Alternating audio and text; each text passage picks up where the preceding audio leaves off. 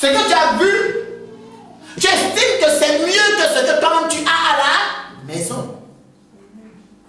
Parce que la vérité, c'est que souvent,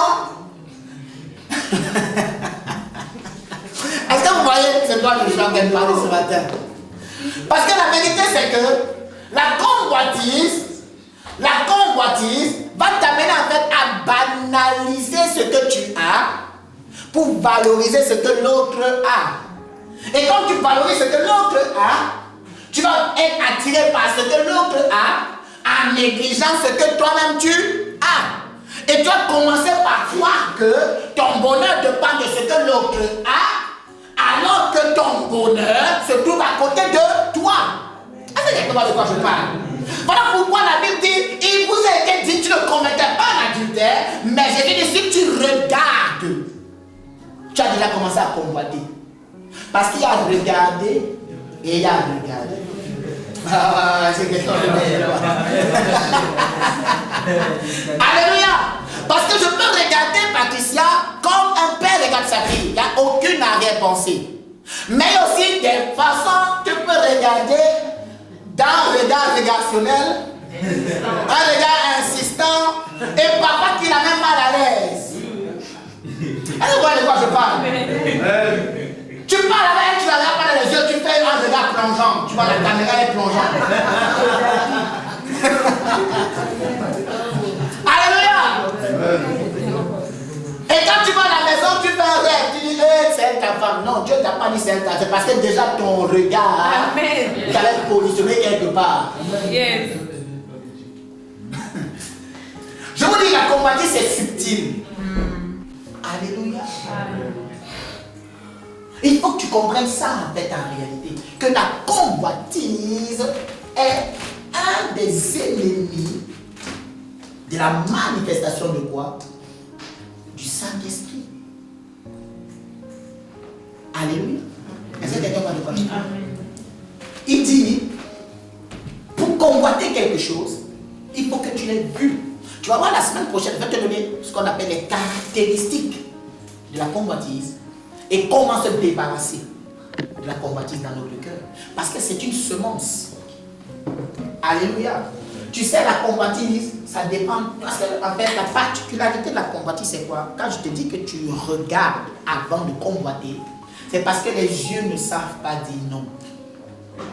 L'œil n'est jamais rassasié. L'œil a toujours faim. Et donc, quand l'œil va regarder une fois, il va se rendre compte, mais c'est bizarre, pourquoi? Il va insister pour comprendre. Mais sauf que maintenant, quand il va comprendre, il va insister.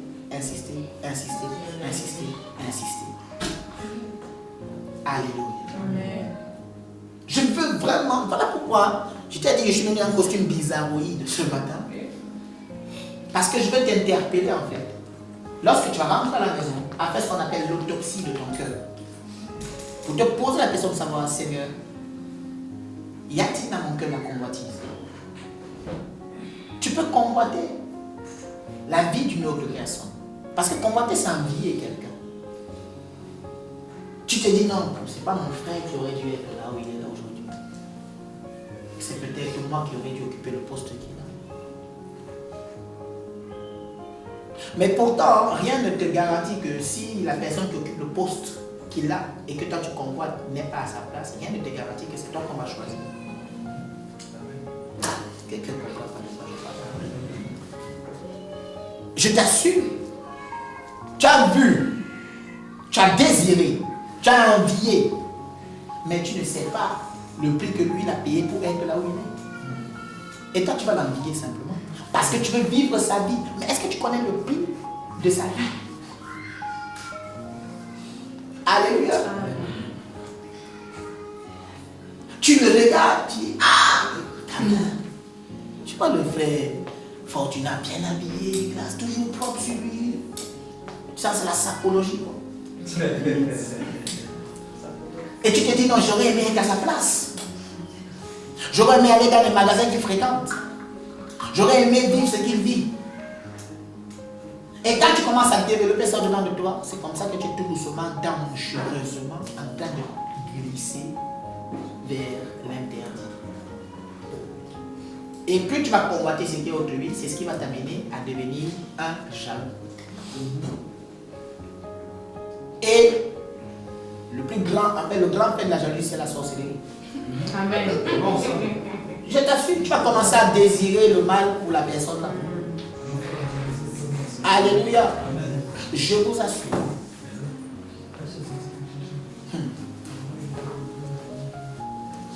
Voilà pourquoi, quand tu vas voir un sorcier ou un marabout, tu vas toujours te dire, je veux avoir ça.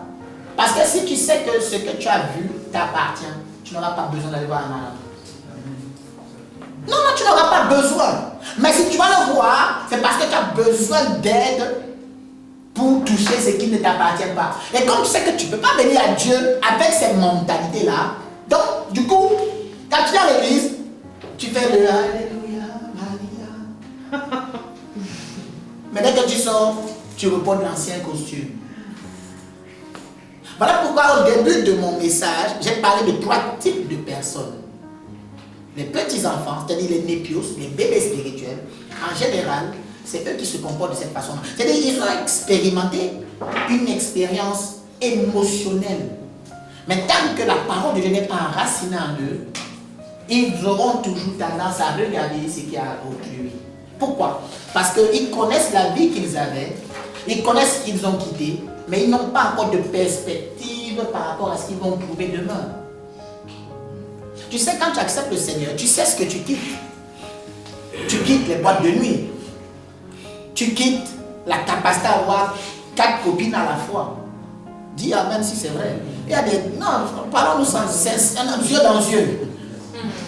Il y a des gars et des sœurs, je ne sais pas, en tout cas moi j'ai beaucoup de respect pour les gens qui font ça. Parce qu'ils sont extrêmement intelligents. Tu es capable de gérer 4 dossiers à la fois, mon gars, sans t'embrouiller. Waouh! Non, acclame pour les gars comme ça. Moi, je suis étonné. Je suis impressionné par des gars comme ça. Parce que la vérité, c'est déjà pour être en accord avec une, celle qui t'appartient. Elle aime parler, toi tu veux le calme. Donc tu as seulement 4 personnes qui aiment parler. Tu vas donner des oreilles à qui alors? Tu vas donner qui? Elle veut parler.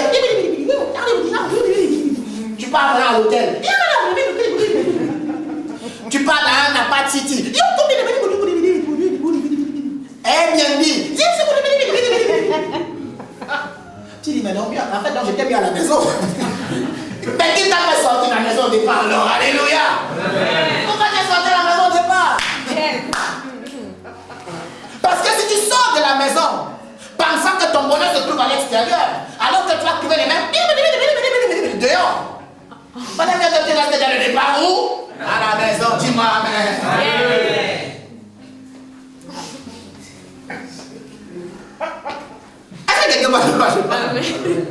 On a toujours tendance à croire que notre bonheur c'est dehors.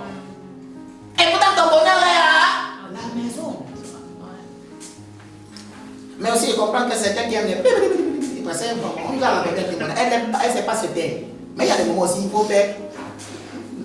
Ça ne sort pas de ta bouche. Ça va sortir de... Il n'entend pas. Dès que ton mari dit ça va. Parce que ce qui parfois va encourager l'homme à aller voir dehors, c'est parce qu'il a l'impression que dehors au moins on le valorise. Dehors on le dit quand même, lui c'est le chef. On dit, mon cœur, tu à la maison tu l'appelles par son nom de famille. Tu sais, tu l'appelles comme sa mère l'appelle. Wangsi. Dehors on l'appelle mon cœur. Allez. Akanda, viens ici.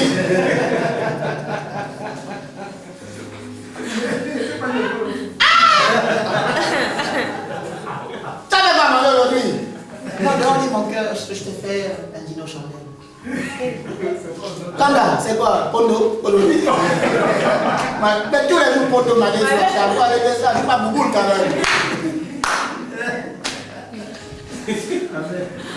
Donc, c'est ce qui fait en sorte que l'homme, plus facilement, va tomber dans la convoitise. Parce qu'il a l'impression que dehors, il va être honoré. En fait, ce n'est qu'une impression.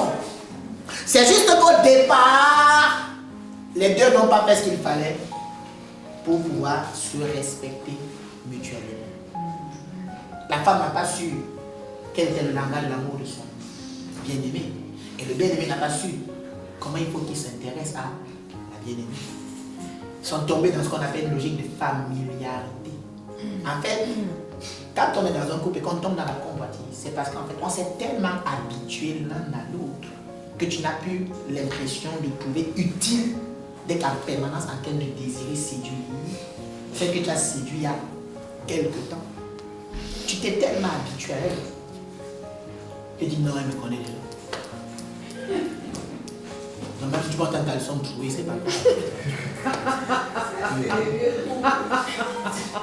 Mais ce n'est mieux pour ma fille. Mais les jeunes qui sont dans cette dynamique-là, je t'assure, tu ne fais plus l'effort. Mais quand tu vas voir dehors, tu portes ton caleçon et tu bosses. Parce qu'il faut que quand on enlève les habits, on voit que tu es soigné jusque là-bas. Mais quand c'est la maman aussi, c'est Dim. Tu connais la marque Dim, Athéna. On achète ça géant.